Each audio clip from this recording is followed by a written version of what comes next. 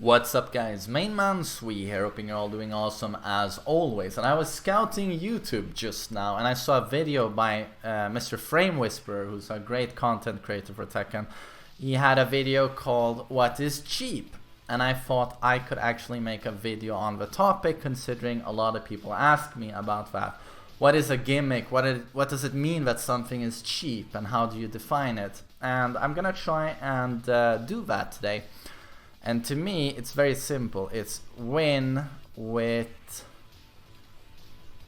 minimum effort. That's how I would describe cheap. You know, you just want the easiest possible way of winning as much as possible. And that could mean picking a specific character or using a certain strategy that you find very powerful. And here we have to look at the game like this. Tekken is all about, Tekken is all about, in the end, fundamentals. That actually says fundamentals. And what is that? That is movement. It is punishment. Yeah, sorry, I'm writing like a mongoloid, but you can read that. Movement, punishment, poking, mix-ups. Something like this. These are the base fundamentals of Tekken, and they are all very difficult to acquire. This takes a lot of time. A lot of time. Years, I would say, to get really good at these. Because movement is very execution heavy. Punishment is the test of your knowledge. How much have you studied the game? And with 45 characters with about 100 moves, it just never ends your Tekken exam. You know, you just keep writing this exam. And poking and mix-ups will test your timing, your strategy, and your ability to just mix up the opponent. Now, is there a way for us to... Oh, well, first I should explain that cheap... Cheap is probably different in a tournament setting compared to, let's say, a casual setting, or maybe online. Because the one to the left there, tournament setting, it kind of implies that everyone already has strong fundamentals. So what would be considered cheap there is a character who does well when everyone, let's say everyone has strong fundamentals. Maybe you would play Devil Jin. Devil Jin would probably be cheap if I played a tournament and I had perfect skill and my opponents had perfect skill. Then Devil Jin wins because he has the best frames and tools. But that's very hypothetical, and usually it's probably about casual and online, you know. And the question is Devil Jin a very strong character in that environment? And here we can actually quickly say that this is casual gameplay and online. Let's say casual, online, and this little dot here, this is competitive. This is Tekken. Okay, so you might feel like I'm exaggerating, but this is absolutely correct. Casual online, that's basically what you could refer to as the reality of Tekken. This is what's most real to most people. That's not saying what happens on a competitive level isn't real, because that's Tekken at the very highest level. But this is kind of where the majority of the action takes place. So I just want to get that out there, that Devil Jin, for example, who's a very strong character in competitive play, might not do very well for most people in a casual environment. And why is that? Well, we can do this. Let's say this is strength, the vertical y-axis here, and x-axis is over time. This is strength over time if I choose to pick up a character. And I would say if this is a normal character, it's very constant, you know, the progression of strength with the time you put in. Let's say here is a year, here is a day. So with a year, you know, you get a very steady increase in power. Whereas Devil Jin would probably look like this. At the very end, you know, you have something extremely strong, but it will take, as you can see on the curve here, it will take a very long time for you, if you're new to the game, before Devil Jin becomes a super strong character to you. And stronger even than the average character. And now, I'm gonna get to this point. What can replace fundamental skill? Let's say I'm a beginner in Tekken and I want to be cheap. I want to win as easily as possible. Is there a tool and a character in the game I can use so that that fundamental approach and fundamental skill, I can push that to the side for as long as possible? Yes, you can play, for example, Katarina, Noctis, Lily, and it suddenly looks like this. So, Katarina, Noctis. I'm just using these two as an example. But you can see here at the starting point, these characters will, with their built-in toolset that has built-in defense, I would say, and high risk, high reward, but at this level of play, where no one punishes, it suddenly becomes high reward, low risk. So those characters are favored. And especially the built-in defense, for example, of a crushing and a hop kick. I'm going to talk a little bit more about that in a second. But this is what the curve looks like for these characters. And I'm going to explain more about this, how we replace fundamental skill. Like, for example, you want as powerful tools as possible. Tools that replace fundamental skill. And I think Aura is one of the absolute best examples of this. And this is down back 1+2 with Noctis. I think most of you are familiar with this move if you're familiar with my channel. Noctis does it's actually called, I think, Class 1. It's the highest possible launch in the game. Class 1 mid launcher. It is exactly 25 frames fast. On block, it is -16. It's got a huge pushback, and this is not a minor detail. This is what makes it so that we don't. It replaces fundamentals. It's got huge range. And note here that it's not a coincidence that I mention Noctis plus Katarina, to me the easiest characters in the game. What do these two have in common? Well, we want to replace fundamentals. What is the hardest thing to acquire in Tekken if we're talking execution? Movement. Movement, Tekken is very well known for its extremely difficult movement. What did Bandai Namco do? Well, these two easy mode characters, they want you to be able to succeed without movement. That is why both of those characters, it's not a coincidence, have huge range. Katarina's hopkick range is ×2 the average hopkick range in the game. And I don't have to mention all of her pokes, you know, and her sweeps with massive range. Sorry, I'm just gonna switch on. This one's good. So it really is no coincidence that both of those characters have huge range.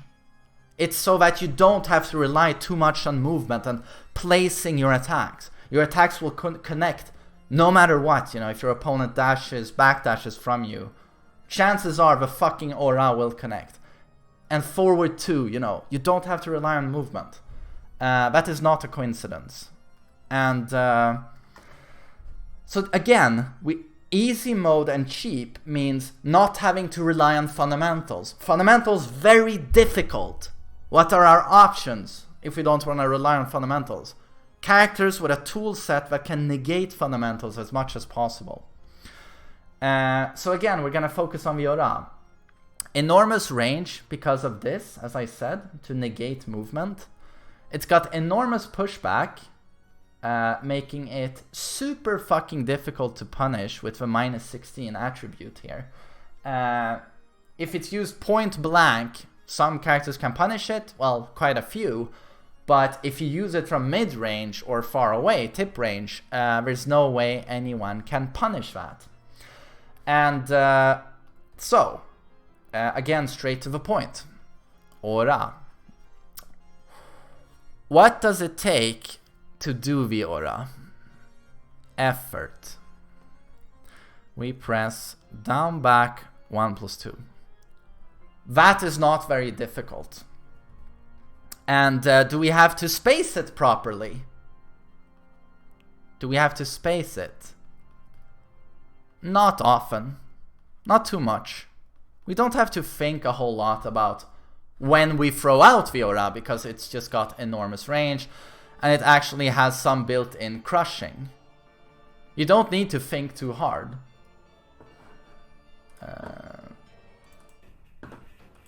But, okay, so what happens with the opponent? How does the opponent counter it? Wow, okay, here we go into, I've explained this many times, but yeah, no effort doing the aura, but to counter it, great spacing. This is something already very few people have. Very few people. Because you need to, when you block it, if you don't punish it properly, if you don't punish it directly, a block punish, you have to afterwards try and run in and sidewalk knock this to the left. So we have great spacing, great calm, I would say, patience. Something, it might seem trivial that I write this, but it's absolutely not. A lot of people, even great players, lack patience. You should see me blow up, top European players using the aura, because they just lack the patience that you need dealing with this move. And just what great knowledge. You need to lab knock this, and you need to lab the aura. So again, this is the definition of cheap to me. You want... This is the skill needed to do the aura. This is the skill needed to counter the aura. You see? There's a great imbalance here. Oh no, I need a perfect arrow. Like so. This is a great imbalance. And this is the definition of cheap, if you ask me. And Tekken has actually... And you know, why is, for example, Katarina, Josie, Claudio... I'm writing down the new characters. Chloe... have I forgotten about something? Or someone? I don't care. I need these. Bandai Namco have tried to make the game easier for beginners. You've probably noticed this. Rage Art, the Oki system is kind of changed. You can't pick people up when they're backrolling anymore to extend, refloat people. Make it easier. And what if I told you in Tekken 5 they introduced the make it way easier by introducing Lily. In comes Lily. Lily has a very special tool that was new, that we hadn't seen before. And I like to see these, call these basically panic move. She had the move called, let's see, it's down 3+4. The Matterhorn. Horn. What this move does is that as soon as she activates it, she becomes near on full invincible, you know, and it's a pretty fast move. But once she activates this, she goes invincible, and then she does a class 1 huge launcher. And this was the first time we saw these types of moves in Tekken, where, oh, I try and hit you with a mid, a down forward 1, but you pressed something that made you invincible, and now you launched me. So it was basically all about patience and trying to bait it out, or, you know, at the cost. How do I explain this best? Lily's Matterhorn. The old panic moves and Lily's Matterhorn, down 3+4. It used to be, what do I gain? I'm writing like an idiot. What is there to gain? And what is the cost? So with the Matterhorn, what did you stand to gain? For a brief moment, I become pretty much invincible. Like so. Oh, I like that. If I press down 3+4, I become invincible for a while. And that is followed by a huge launcher that's gonna give me 70 plus damage. That's good. So this is super good. So the trade-off, what was the cost? This was to make it fair, of course. If it's blocked, I get launched. I get 70 plus damage. Or I eat that, yes. So that was, like, to me, the high risk, high reward nature of the move. That is fair. If you hit them, you get 70 damage. But if they block it, they get 70 damage on you. And that was obviously the cost, because you got this. That's why you had to pay such a price if they blocked it, because it gave you invincibility. You had to pay for that attribute somehow. But then, of course, and this is what I was getting at when I wrote down all those names before. Chloe. Let's write them again. Sorry. Chloe. Claudio. Josie. Katarina. Cat. I'll just write cat.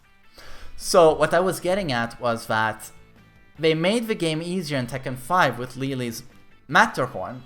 But what happened then? How do you make it even easier in Tekken 7 and more cheap, if you ask me?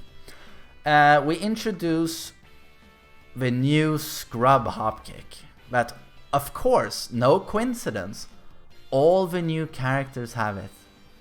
Yes. What does this Hopkick do? Well, just like the old Matterhorn, it has the invincible attribute. Pretty much. These all crush lows, highs, and most of them crush mids at some point. They do. I've seen all of these hopkicks crush mids, and you're just like, why do they do that? So, suddenly we have a move that is invincible. You also get 70 plus damage.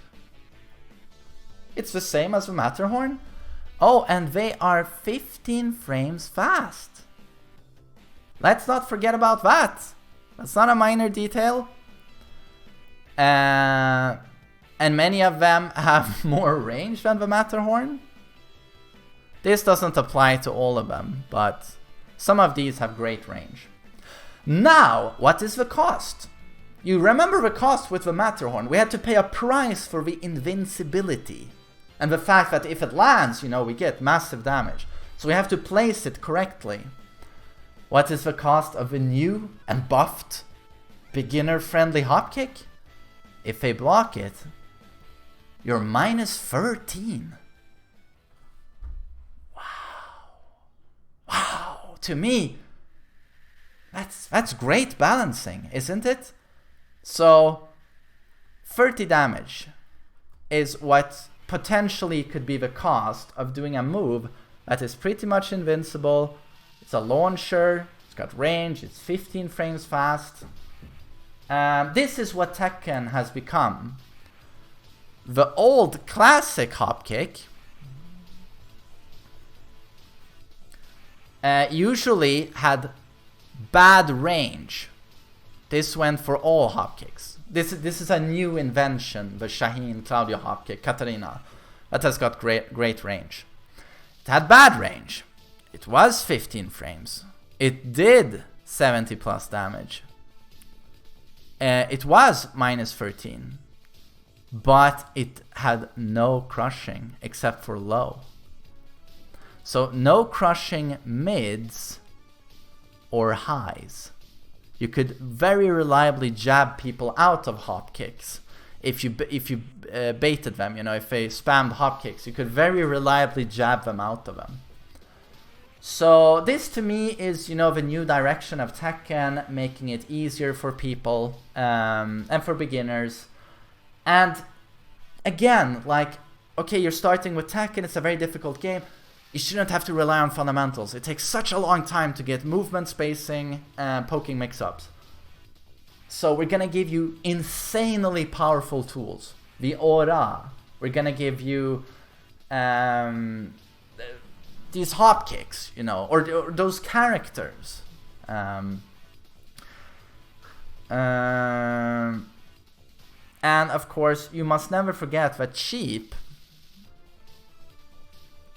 What's so difficult with Tekken? I'm gonna tell you straight away. Defense. This is 50 times harder than offense. Anyone can push buttons and do strings. You can learn to chain strings in a few days. Let's say, 3 days. Now, again, defense, which is spacing and knowledge, well, yeah, just multiply that with 50, I would say. At least. It's super difficult. So the best, why do people spam in Tekken? Why is spamming considered cheesy? You want overwhelming pressure because the best, if you're new to this game, the best defense is offense. This. If you can just keep people on their toes, you know, attack them, and don't give them any breathing room to attack you, then you don't need this. If they never manage to attack you and test your knowledge, then you don't need that big bubble of hell. You only need this. That is why people spam. You put the burden of knowledge onto the opponent, because that's so hard to acquire. No one has perfect defense or knowledge, so I want to attack as much as possible. That is why people spam you. Because more than likely, you do not know every single move in the game or matchup. More than likely, you don't have a flawless lightning fast backdash. And for example, you know, lay players, this is a character who has what, I'm guessing here, but I think he has 7+ stances. Does he have around 150 moves? I'm gonna write question marks because I'm merely guessing here, but I think it's something like that. Out of those 150 moves, I wouldn't be surprised if like 20 or more are strings. Absolutely. Now, Lei players like to say that Lei is super difficult. Man, he is hard. And why is that? Usually they don't say because his frames are bad, but that's what I would say makes him rather difficult. What they say is, we have to learn all of this. We have to memorize 7 stances, 150 moves, 20 strings. Oh god, there's so much to memorize. Oh, when do I use them? Yeah. For sure. But don't you realize that all of that immediately flips right back at your opponent? He has to know all of those. He has to know all of those stances, all of those moves, all of those strings. If he doesn't, if you're free of these strings, he doesn't know, he might get completely demolished because they have good properties. And it's like, oh, I don't know how to deal with them, and he gets eaten alive. So, and with a game that has 45 characters, you know, there's just 1 million of them, your opponent that you are facing, more than likely, out of all of these, he has learned and seen what is usually referred to as the top 15. These are the top 15 used and spammed moves online that people usually learn to defend against with most characters. But some characters, of course, that I like to refer to as lab characters like Lei, they have an insane amount of moves. And there's no way you can take all of that in 1 match or even 10 matches. And when you are a Lei player and you become an expert at this, your opponent most likely he knows 15 of Lei's moves. Usually, because he not only has to worry about Lei like you, he has to worry about all of this. You are focusing on Lei. He doesn't. Do you understand like why it becomes so difficult to be on the defending side of a character like Lei or Alyssa, for example? And then why do I usually say Kazuya is so hard? Well, he relies only on fundamentals,